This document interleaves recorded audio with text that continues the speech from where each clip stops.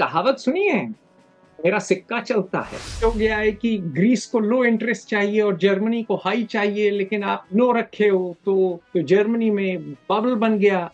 लोगों को मार पीट लिया, थोड़े बहुत गांव वाँव जला दिए, जो पुराना राजा था उसको मार डाला, उसके पूरे परिवार को मार डाला, उसकी लड़कियां उठा ली। उसके बाद आप क्या करते हैं?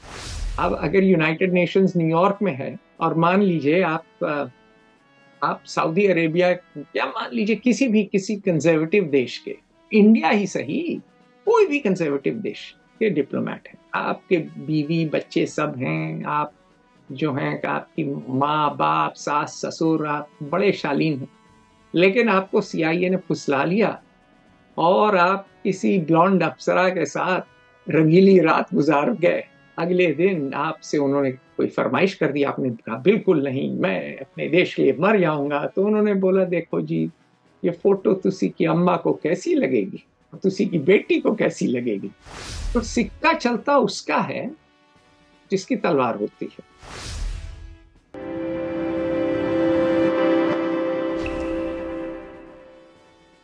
सर ऑब्जर्वर हिंदी में आपका स्वागत है। मैं हूं आपके साथ प्रदीप और आज बात करेंगे डी डॉलराइजेशन। आपने डी मोनेटाइजेशन सुना होगा, लेकिन डी डॉलराइजेशन क्या है इस पे बात करेंगे और क्यों यह विषय चर्चा में है और इस पे बात क्यों होनी चाहिए एक्सपर्ट के तौर पे इस विषय को, जिसने प्रभावी तरीके से समझा ही नहीं पढ़ाया भी है। अतुल सिंह जी पैर ऑब्जर्वर के प्रधान संपादक हमारे साथ हैं। सर बहुत स्वागत। क्या है डी डॉलराइजेशन और क्यों बात करनी चाहिए इस पे? नमस्कार प्रदीप। बहुत बड़ा सवाल है, इस पे तो मैं पूरी क्लास पढ़ाता हूँ, 6 महीने नहीं, पूरा एक सेमेस्टर डीडॉलराइजेशन पे नहीं, लेकिन इससे जुड़े मुद्दों पे देखें। सबसे बड़ी बात, कहावत सुनी है, मेरा सिक्का चलता है। हाँ कहाँ से आता है वो, कहाँ से आता है भाई? जी। Gold reserve. नहीं नहीं, मान लीजिए बहुत पहले जाइए, आप घोड़े पे सवार आए, हुँ? जी। आपने कब्जा कर लिया, जी। हुँ? मान लीजिए आप नॉर्मन हैं, आपने इंग्लैंड पे कब्जा कर लिया। जी। मान लीजिए आप तुर्क हैं, आपने दिल्ली में सल्तनत बना ली। पहली चीज आप क्या करते हैं? एक दफे आपने लोगों को मार पीट लिया, थोड़े बहुत गांव वाँव जला दिए, जो पुराना राजा था उसको मार डाला, उसके पूरे परिवार को मार डाला, उसकी लड़कियां उठा ली। हुँ? उसके बाद आप जी। क्या करते हैं? वही आपको राज करना है ना, तो आप टैक्सेशन लगाते हैं और अपना सिक्का चलाते हैं। जी। मेरा सिक्का चलता है इसका मतलब मेरा राज है। तो शुरू से करेंसी, सिक्का चलाना अपना राजपाट का, सियासत का, सल्तनत का एक अभिन्न भाग है।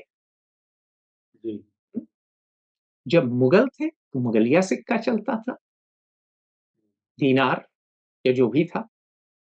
जब अंग्रेज, या मुगलिया रुपया था शायद, जब अंग्रेज आए तो उनका चला। जी। जब हम स्वाधीन हुए तो फिर वो हमारी रिपब्लिक का हो गया। विश्व में अंग्रेजों अमरीकियों से पहले पाउंड चलता था, जी। रिजर्व करेंसी जिसे कहते हैं, कि भाई क्योंकि पाउंड हर आदमी, नाइजीरियन हो इंडियन हो, ले लेता था। क्यों? क्योंकि उससे आप चीज खरीद सकते थे। हुँ? जी। वो एक दफे वर्ल्ड वॉर टू में जब यूरोप पिटा गया, और पूरा यूरोप पिटाया, हालांकि इंग्लैंड विनिंग साइड पे था, लेकिन वो पिरहिक विक्ट्री एक है शब्द इंग्लिश में, वो ऐसी जीत थी जिसमें जीतने के बावजूद ब्रिटानिया इतना थक चुकी थी कि उसका एम्पायर सालों में, कुछ ही सालों में सब चला गया। 45 में वर्ल्ड वॉर टू खत्म हुई, 47 में हमारी आजादी हो गई। और अगर ब्रिटानिया सशक्त होती तो 47 में तो हम आजाद ना होते, कुछ और समय लगता। भले ही 5 साल लगता है, 15 या 25 राम जाने, लगता तो समय। जी, तो पाउंड भी चला गया, जैसे हमारा रुपया गल्फ में चलता था। जब पिटाई हुई 62 में, तो उन लोगों ने बोला ये तो अपनी स्टेट टेरिटरी नहीं बचा सकती, इसका सिक्का हम क्यों चलेंगे लेके, इसका सिक्का क्यों प्रयोग करेंगे, क्यों इस्तेमाल करेंगे, क्यों चलाएंगे। तो सिक्का चलता उसका है जिसकी तलवार होती है। जी, सिक्का तलवार की धार पे कायम होता है। जी। ये बात लोग समझते नहीं। डॉलर की तलवार तलवार आपकी चल रही है। डचेस, डॉलर की तलवार चल रही है अभी। डॉलर, अब देखिए 45 में सिर्फ तलवार नहीं, 45 में 1945 में यूरोप में इंडस्ट्री बची नहीं थी। जर्मनी तो इन्होंने ड्रेसडेन को जिस तरह बॉम्ब किया उस तरह इतने शहरों को बॉम्ब किया कि इंडस्ट्रियल कैपेसिटी थी ही नहीं। जापान पे एटम बम गिरा दिए। इंग्लैंड भी थक चुका था, कर्जे में डूब गया था। फ्रांस के ऊपर तो जर्मन्स ने राज किया था। फ्रांस को तो एलाइज ने लिबरेट किया। सोवियत यूनियन मिलियंस मरवा चुका था जर्मनी से लड़ने में, और आप स्टालिन, जोसेफ स्टालिन के शक के कारण की वजह से मिलियंस ऐसे ही मार डाले थे, आहुति दे दिए थे। हमारे यहाँ तो हम 2-4 लोगों को बलि चढ़ाते थे किसी मंदिर पे। स्टालिन तो क्या बोला था कि the death of one man is a tragedy, the death of a million is a statistic. 10,000 Poles को मार दिया, सीधे पिस्तौल सर के पीछे ठाए ठाए ठाए। तो सोवियत रूस की तो इंडस्ट्रियल कैपेसिटी कुछ खास थी नहीं, वैसे भी इकोनॉमिकली उनके पास वही नहीं था, वो सिस्टम ही इतना सड़ा हुआ था कि वो एफिशिएंट और प्रोडक्टिव थे ही नहीं। बिल्कुल जिसे कहें कि अलाउद्दीन खिलजी की तरह बिल्कुल अत्याचार पे वो शासन चला था। तो यूएस की स्थिति क्या थी कि भैया एक और पैसिफिक, दूसरी ओर अटलांटिक, सिर्फ पर्ल हार्बर हुआ, वो भी हवाई में, कोसों दूर, मीलों दूर पैसिफिक पे। एक बम नहीं पड़ा पड़ा उन पे, न कैलिफोर्निया न न्यूयॉर्क। पूरा ईस्ट कोस्ट से लेकर वेस्ट कोस्ट पूरा अमेरिका सुरक्षित। तो उनके पास इंडस्ट्री थी, उनके पास कैपिटल था, उनको नुकसान नहीं हुआ लड़ाई का। लड़ाई का सिर्फ फायदा हुआ, उन्होंने सबको सप्लाई किया, टैंक, प्लेन, राइफल, सब चीज। तो उन्होंने कर्जा भी दिया, मटेरियल भी दिया, मैन मनी मटेरियल तीनों दिया। इंडस्ट्रियल कैपेसिटी उनकी फुल हो गई, और 45 में सब जो हैं धराशाही थे, तो एक ही पहलवान खड़ा था। तो उस पहलवान ने कहा देखो जी, वर्ल्ड बैंक और आईएमएफ, इंटरनेशनल मॉनेटरी फंड तो वॉशिंगटन में होगा, व्हाइट हाउस के ठीक बगल में। सारी दुनिया का yes sir, yes sir, yes sir, 3 bags full sir. United Nations, league of Nations पहले जिनीवा में था, वो जी जिनीवा में नहीं होगा, हालांकि जिनीवा सेंट्रल लोकेशन है और स्विट्जरलैंड न्यूट्रल है।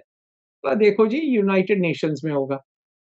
अच्छा जी, अब अगर यूनाइटेड नेशंस न्यूयॉर्क में है, और मान लीजिए आप सऊदी अरेबिया या मान लीजिए किसी कंजर्वेटिव देश के आप डिप्लोमेट हैं, मान लीजिए इंडिया ही सही, कोई भी कंजर्वेटिव देश के डिप्लोमेट हैं, आपके बीवी बच्चे सब हैं, आप जो हैं आपकी माँ बाप सास ससुर, आप बड़े शालीन हैं, लेकिन आपको सीआईए ने फुसला लिया और आप किसी ब्लॉन्ड अप्सरा के साथ रंगीली रात गुजार गए, और अगले दिन आपसे उन्होंने कोई फरमाइश कर दी, आपने कहा बिल्कुल नहीं, मैं अपने देश के लिए मर जाऊंगा। तो उन्होंने बोला देखो जी, ये फोटो तुसी की अम्मा को कैसी लगेगी, तुसी की बेटी को कैसी लगेगी। तो सर जी, तो क्या खुशी कर हुई बाबू।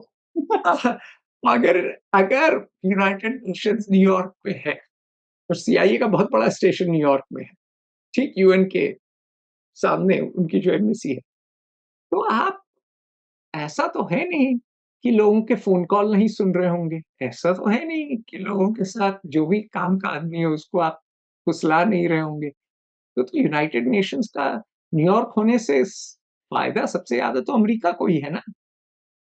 बाकी लोग जिनीवा फ्लाइट जो अफ्रीका से जिनीवा जाना ज़्यादा आसान है। लेकिन अब हर आदमी जाता है मक्का। आज का मक्का है न्यूयॉर्क, यूएन। बिल्डिंग भी उनकी आज का मक्का वही है। आज का मक्का है न्यूयॉर्क। हर आदमी जाता है नमाज़ पढ़ने। भले ही वो नरेंद्र मोदी हो, भले ही वो बीबी नेतन्याहू हो, भले ही वो कियर स्टारमर हो, इज़राइल हो, इंडिया हो, यूके हो, हर आदमी पहुँचता है। वहां नमाज पढ़ता है और फिर वहां के रोजे गले पड़ते हैं। और फिर हज करता है, हज करके आता है, हर साल करता है। तो मज़ेदार चीज़ ये है कि वर्ल्ड वॉर 2 के बाद अमेरिका ने कहिए क्या दिमाग लगाया, क्या सिस्टम बनाया, ये तो मैं अमेरिकियों का दाद दूँगा। उस समय के अमेरिका के नेता गज़ब थे। आज के नेताओं में वो बात नहीं है। उस समय जो अमेरिका में दबंगई थी, दूरदर्शिता थी, दिमाग था, आज नहीं है। और रूल्स बेस्ड ऑर्डर जो बनाया, उसका एक आधार ये भी था कि डॉलर रिज़र्व करेंसी हो गई वर्ल्ड की। डॉलर में सबको लोन दिया उन्होंने, जापान को दिया, यूरोप को दिया, जापान और यूरोप उसके बाद उठ खड़ा हुआ। लेकिन जब जापान और यूरोप उठ खड़ा हुआ तो ये डॉलर गोल्ड से लिंक्ड था। ये फिर इसको चला नहीं पाए। तो 75 में गोल्ड स्टैंडर्ड से हट गए। लेकिन उसके बावजूद चूंकि अमेरिका इतना डायनामिक था और चूंकि पेट्रोल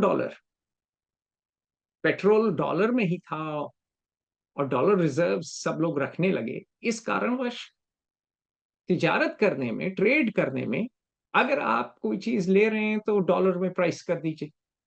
तो डॉलर रिजर्व करेंसी हो गई। उसका धीरे धीरे ये फायदा होने लगा कि इनको, चूंकि हर आदमी डॉलर लेने को तैयार था और चूंकि डॉलर खरीदने के लिए लोग तैयार थे और चूंकि डॉलर में इनका डेट लेने को तैयार थे, इनको बड़े लो इंटरेस्ट पे लोन मिलने लगे। तो धीरे धीरे इन्होंने खूब पैसे छाप दिए, मॉनेटरी ईजिंग जिसे कहते हैं। और फिस्क मॉनेटरी पॉलिसी होती है करेंसी, इंटरेस्ट रेट से और नोट का सर्कुलेशन है। फिस्कल पॉलिसी होती है कि सरकार की आमदनी और खर्चा, एक करता है सेंट्रल बैंक और दूसरी करती है फाइनेंस मिनिस्ट्री या ट्रेजरी जिसे कहते हैं। मुझे ट्रेजरी बेहतर नाम लगता है। ट्रेजरी इसलिए बेहतर नाम है क्योंकि तिजोरी जिस राज्य के पास नहीं है वो राज्य नहीं रहता। तो पर चूंकि इतनी आसानी से इनको चीप लोन मिलने लगा तो हुआ ये कि धीरे धीरे ये लेंडर के बजाय बोरोवर बन गए। समझ रहे हैं ना। उधार देने के बजाय ये उधार लेने लगे। 45 में इन्होंने सबको उधार दिया था और उस उधार से सब लोग उभरे थे फिर अपनी अपनी दिक्कतों से। 2024 में अब तो ये सबसे उधार ले रहे हैं, वो बड़ी कम किश्त पे, कम इंटरेस्ट रेट पे। पूरी दुनिया इनका कंजम्पशन सपोर्ट कर रही है। तो फिर पूरी दुनिया को लगता है कि अरे भैया, हम जो है क्यों डॉलर को प्रयोग कर रहे हैं। क्योंकि देखिए, अगर आपका सिक्का चलता है, मान लीजिए आप राजा हैं, आपका सिक्का चलता है, किसी व्यापारी ने आपको लोन दिया 100 सिक्कों का, आपका सिक्का मान लीजिए सोने का है, आप उसमें सोना ही कम कर दें। आपने बोला आपने 100 का लोन दिया था, मैंने कहा था मैं 110 लौटाऊंगा, मैंने 110 लौटा दिए। आधे कर दिए। लेकिन उसकी वैल्यू तो कम करके लौटाई ना आपने। क्योंकि जब आपका सिक्का चलता है तो आप तो हमेशा सस्ते में लौटा सकते हो, बस सिक्के छाप के।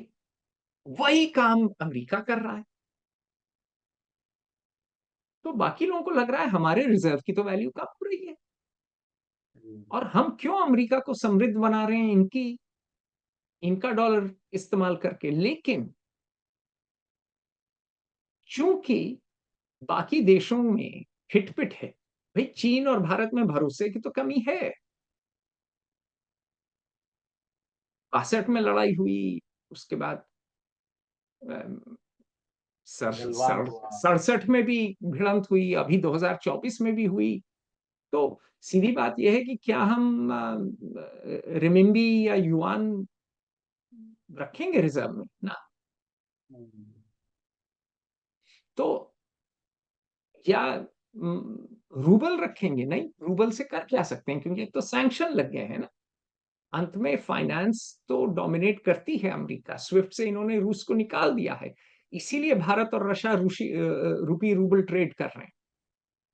जी, और क्योंकि अ, अमेरिका ने और वेस्ट ने, खासकर अमेरिका ने इतना कड़क निर्णय लिया, इतने कड़क सैंक्शन लगाए रशिया यूक्रेन वॉर के बाद, प्रॉपर्टी जब्त की, उस कारणवश सारे ब्रिक्स देश अब सोच रहे हैं कि भाई ट्रेड अगर हम डॉलर में करेंगे तो जब भी अमेरिका चाहे हमको टाइट कर लेगा, तो कुछ और प्रयास करते हैं। लेकिन हमारे एक जर्मन इकोनॉमिस्ट हैं एलेक्स ग्लॉय, उस पे बड़ा लिखते हैं, कहते हैं कि यार करना चाहते हैं लेकिन कर नहीं पा रहे हैं अब तक। क्यों? क्योंकि इन देशों में एक नहीं बनती हैं, इन देशों की इकोनॉमियां ऐसा कोई नहीं है कि बड़े अच्छे हालात में हो। चीन का तो बुरा हाल है, चीन में प्रॉपर्टी मार्केट कोलैप्स कर चुका है। रूस की डेमोग्राफी नहीं रही, सब कुछ कमोडिटीज पे है। हालांकि रूस लड़ाई के बाद बेहतर कर रहा है, लेकिन बहुत छोटी जीडीपी है। जी, ठीक। ब्राजील तो हमेशा उथल पुथल में रहता है। बोल्सोनारो के बाद लूला आए, फिर जो है दिल्मा आई, फिर बोल्सोनारो आ गए, फिर लूला आ गए। और ब्राजील की करेंसी ही ऐसी कोई रिलायबल है नहीं। साउथ अफ्रीका तो और बुरे हाल में है, इतना ज्यादा करप्शन है, इतनी चोरी है, इतनी क्राइम है, लीडरशिप में किसी को कॉन्फिडेंस नहीं है, वहां की एलीट सब छोड़ के भाग रही है। इंडिया में रिजर्व बैंक ऑफ इंडिया हो या फाइनेंस मिनिस्ट्री हो, दोनों कोई बड़े तेज तर्रार लोग तो हैं नहीं। हमारी फाइनेंस मिनिस्टर के बारे में तो कहा जाता है कि उनका तो घमंड रावण से भी ज्यादा है। अब पता नहीं कितनी बात सच, कितनी झूठ, लेकिन ये तो बात सच है कि टैक्स टेररिज्म तो देश में है। आपके ऊपर टैक्स की नोटिस आ जाती है, आप पता ही नहीं है कभी कभी कि भैया क्यों आई है। आप कोर्ट में जाइए, तारीख नहीं आती है। इसीलिए इंडिया से कैपिटल और टैलेंट फ्लाइट हो रहा है आज के दिन। लोग दुबई की रेजिडेंसी ले रहे हैं, लोग लोग सिंगापुर की ले रहे हैं, लोग यूके यूएस भाग रहे हैं। स्विट्जरलैंड में सबसे महंगा घर किसी भारतवासी ने लिया है। तो यथार्थ यह है कि ठीक है, ये सब देश चाहते हैं कुछ और करने की, लेकिन इनके खुद के हालात इतने अच्छे नहीं हैं, इसलिए डॉलर लोग मजबूरी में चला रहे हैं कि कोई और विकल्प नहीं है। लेकिन डॉलर से असंतुष्ट अब लोग होते जा रहे हैं। लेकिन आप कैसे मॉडर्न सिस्टम में काम करेंगे बिना डॉलर के, इसका कोई विकल्प नहीं है। कि ट्रेड कैसे सेटल करेंगे, वैल्यू फिर किस चीज में करेंगे। सोने में करना है तो सोना इतना लिक्विड नहीं है। जी, लेकिन धीरे धीरे लोग प्रयास तो कई कर रहे हैं, और आइडिया तो कई दे रहे हैं। रिजर्व में फिर भी डॉलर प्रधान है, लेकिन अब ट्रेडिंग कई और तरीके से हो रही है। स्वॉप्स हो रहे हैं कि चलिए आपके पास मान लीजिए तेल है, हमारे पास मान लीजिए गेहूं है, या हमारे पास टेक्सटाइल है। तो ये फ्रैगमेंटेशन होने लगा है आज इकोनॉमिक सिस्टम में। बार्टर डॉलर सिस्टम हो रहा है। उतना प्रधान नहीं है जितना पहले था। पहले तो कोई विकल्प ही नहीं। जी, बार्टर सिस्टम जो पुराना पुराना जो बार्टर सिस्टम था वो लौट रहा है, ऐसा कह सकते हैं। बार्टर या अलग अलग करेंसी या बास्केट ऑफ करेंसी जो लिंक की जाए, इस तरह की जी, चीजें। अब लोग डॉलर से भी छोड़ के क्रिप्टो में जा रहे हैं। गोल्ड और जी, सिल्वर रिकॉर्ड प्राइस पे हैं, क्योंकि लोग जो हैं, लोगों का विश्वास नहीं है कि ये सिस्टम चलता रहेगा। लोगों को लग रहा है कोई क्राइसिस आने वाली है। कई चीजें चल रही हैं इस समय। बड़ा संक्रमण काल है ये। सर ब्रिक्स वाले में, जैसे ब्रिक्स ने अपना एक बैंक बनाया है, ब्रिक्स का, जैसे आपने अलग अलग देशों की स्थिति बताई है, और ब्रिक्स के लोग, ये चर्चा चल रही है कि वो डी डॉलराइजेशन करें। डॉलर का जो 1944-45 में जो प्रभुत्व कायम हुआ, अब 80 साल बीत गए हैं, डॉलर को रिटायर किया जाए और उसकी जो फाउंडेशन है, तो अगर ऐसा किया जाता है तो क्या संभावनाएं बनती संभावना अभी तो नहीं है, इसलिए नहीं है कि इन सारे देशों के हाल बेहाल हैं और इन सारे देशों में एका नहीं है। तो अमेरिका में बिल्कुल इंस्टीट्यूशंस का पतन हुआ है, अवश्य हुआ है। भैया डोनाल्ड ट्रंप जैसा आदमी खड़ा प्रेसिडेंट बन गया, एब्राहम लिंकन के देश में, और क्या कहना है। कमला हैरिस उस पार्टी का नेतृत्व कर रही है जिसके नेता एक जमाने में फ्रैंकलिन डेलानो रूजवेल्ट थे और जॉन एफ कैनेडी थे। तो दोनों नेताओं में वो औकात तो नहीं है जॉर्ज वॉशिंगटन की या एब्राहम लिंकन की या ड्वाइट डी आइजनहावर की। तो पतन तो हुआ है, और पतन उनके सारे इंस्टीट्यूशंस में हुआ। लेकिन है? दिक्कत यह है कि बाकी देशों में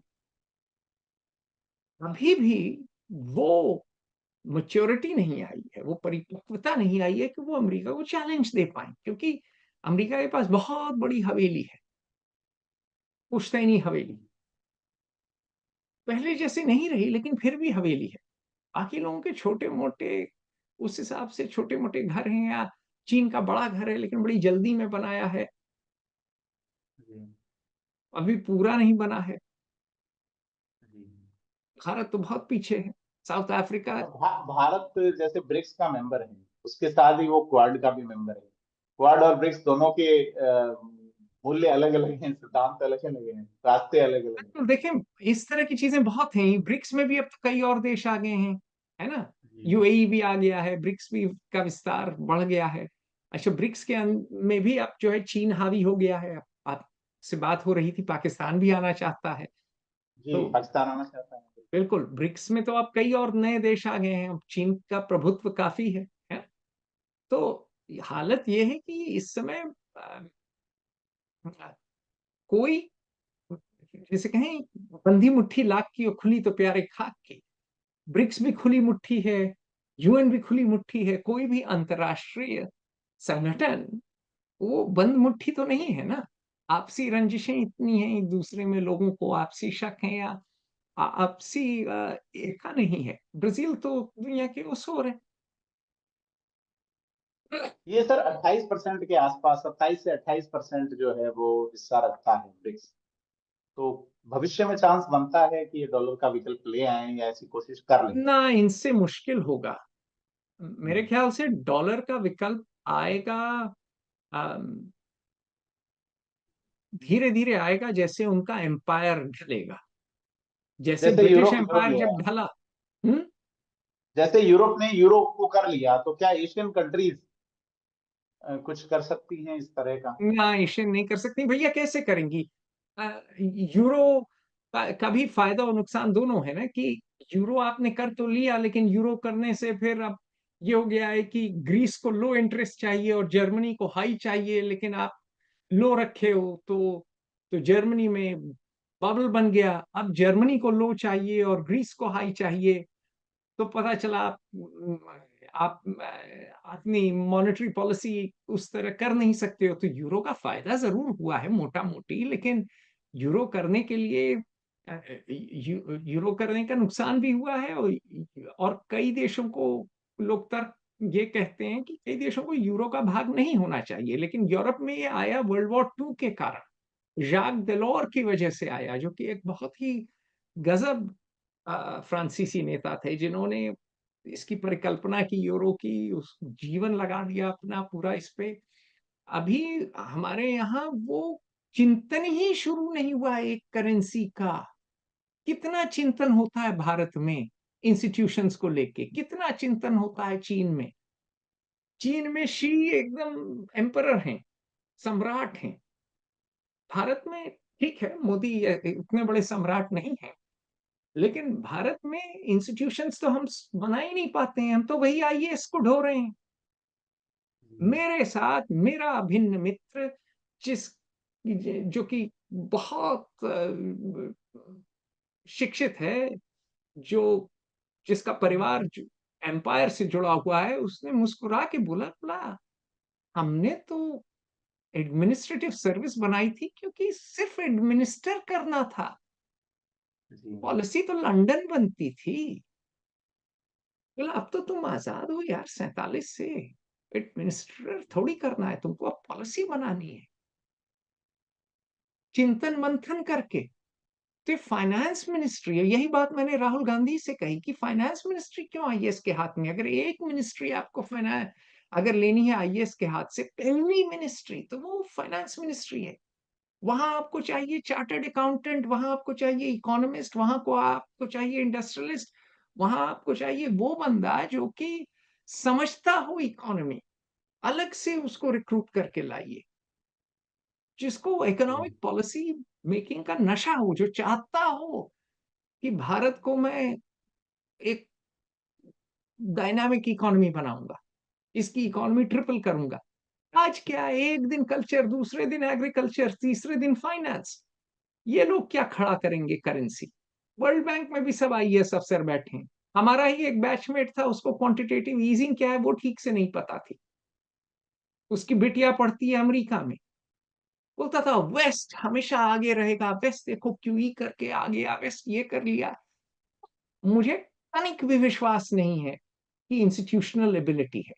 अगर कुछ होगा तो इनसे नहीं होगा, ये होगा, अगर ऑल्टरनेटिव आएगा वो इस वजह से आएगा क्योंकि ये इकोनॉमियां ग्रो करेंगी, इनकी नीड्स बढ़ेंगी। समय सबसे बलवान होता है, समय घसीट के ले जाएगा, और डॉलर पे सबसे बड़ा प्रभाव पड़ेगा अमेरिकी पतन का। जैसे ब्रिटिश पाउंड नहीं रहा जब ब्रिटिश एम्पायर नहीं रहा, अमेरिकन डॉलर नहीं रहेगा जब अमेरिकन एम्पायर नहीं रहेगा। आज के दिन अमेरिकन एम्पायर है, हम और आप इसको डाल रहे हैं यूट्यूब पे। कौन चलाता है यूट्यूब? सरकार, अमेरिका। America, Google, Alphabet. जी। भारत की पूरी एलिट क्या लेके फिरती है? पूरी दुनिया की पूरी एलिट एप्पल। सर, यूट्यूब बातचीत बनाया किसके? भारत ने था। यूट्यूब नहीं, बनाया भारत भारत। ना, भारत भारत के ने नहीं 3 बनाया, लोगों ने भारतीय बनाया। ने नहीं बनाया, ना ना ना, भारतीय नहीं थे फाउंडर यूट्यूब के। जी। लेकिन सीधी बात यह है कि अमेरिकी कंपनियां हैं। अमेरिका जी। में बिजनेस इनोवेशन और इकोनॉमिक एनर्जी बहुत हाई है। तो जी। सीधी बात यह है कि आप अभी भी अमेरिकी एम्पायर में हैं। आपकी पूरी की पूरी जो है यूनिवर्सिटीज नकल कर रही हैं अमेरिकी यूनिवर्सिटीज को। हमारी सारे टॉप स्टूडेंट अभी भी चाहते हैं कि भाई हार्वर्ड चले जाएं, एमआईटी चले जाएं। तो लंबी सांस लें, बड़ी बड़ी बातें ना करें। वही वही बात जो मैं कहता हूँ कि ठीक है, ये सब चीजें होंगी, अवश्य होंगी, है ना, कि आएगा, क्योंकि डॉलर भाई हमारे हित में, बाकी विश्व के हित में तो नहीं है ना आज के दिन। क्यों आप सेन्योरेज, एक आइडिया है जो मुझे पहले कहनी चाहिए, कि जो सिक्का चलाता है, लॉर्ड ऑफ द मैनर, उसको फ्री मिलता है कई चीज, उसको फायदा मिलता है उसका। तो सीधी बात यह है कि हर आदमी दुनिया में अमेरिका को सेन्योरेज दे रहा है, लेकिन एक नया सिस्टम बनाना आसान नहीं होता। भाई हम अपनी फाइनेंस मिनिस्ट्री तक तो के लिए तो एक सिस्टम नहीं बना पाए आजादी के इतने साल बाद, हम डॉलर को चुनौती देने चलेंगे? मैं थोड़ा बहुत दे आपकी। पाएंगे, नहीं थोड़ा बहुत दे पाएंगे, और दे भी रहे हैं। सेंट्रल बैंक गोल्ड खरीद रहे हैं, क्यों खरीद रहे हैं? क्योंकि वो नहीं चाहते कि डॉलर में रहे।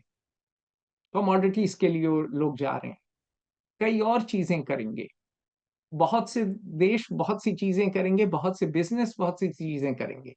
लेकिन डॉलर तब गिरेगा जब जब अमेरिका के एलिट बेवकूफाना हरकतें जारी रखेगी और अपने एम्पायर पे कुल्हाड़ी, अपने ही पैर पे जोर से कुल्हाड़ी मारेगी और दोनों पैरों पे मार लेगी, तब अपने आप डॉलर की जगह कोई और आ जाएगा विकल्प।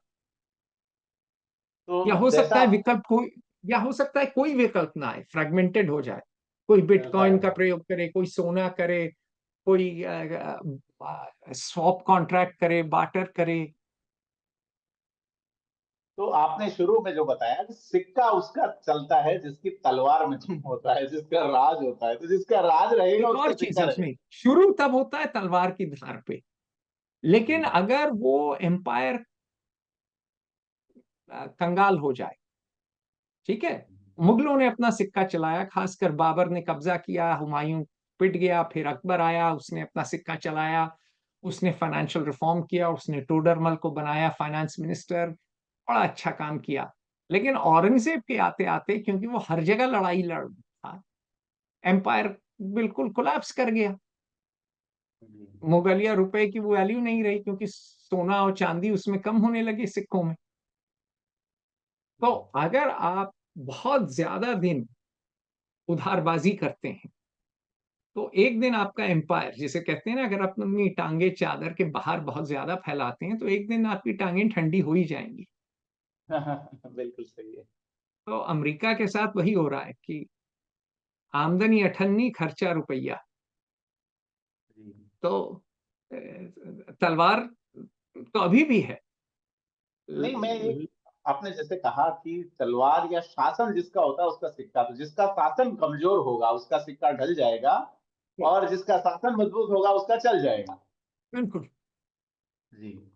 तो सत्य वचन। सर, यह अच्छी जानकारी आपसे मिली, इसके लिए बहुत धन्यवाद। और हम इस विषय पे कुछ और भी बिंदुओं पे बात करना चाहेंगे फर्दर। अभी अपन आधे घंटे के आसपास आर्थिक बात। आर्थिक मुद्दों पे विस्तार में बात करेंगे, एक नई सीरीज चलाते हैं डी डॉलराइजेशन, फैक्ट्स फिगर्स के साथ। अगली दफे मिलेंगे, दर्शक भी हम लोगों को सवाल भेजें, और उन सवालों का जवाब करेंगे, अरे उस सवालों का जवाब देंगे। और हमारे पास बड़े दिग्गज हैं, मनु शर्मा जी भी हैं, वो तो अ, अर्थशास्त्री हैं, तो इकोनॉमिस्ट हैं, वर्ल्ड बैंक में काम किए हैं। तो अब शुरू करते हैं मजेदार गंभीर बातें, तो जी जी इकोनॉमी को लेकर तो बड़ा मजा आएगा। जी। और दर्शकों से अपील है कि मजा आने वाला है, फेयर ऑब्जर्वर हिंदी को सब्सक्राइब जरूर करें, बटन दबा दें सब्सक्राइब वाला। और वीडियो को लाइक शेयर करें, और जैसा अतुल सर ने कहा, आप कमेंट करके अपने सवाल भेजिए कि क्या जानना चाहते हैं, नए अंदाज में, नए तेवर के साथ। अतुल सर, बहुत धन्यवाद आपका। और धन्यवाद। इसका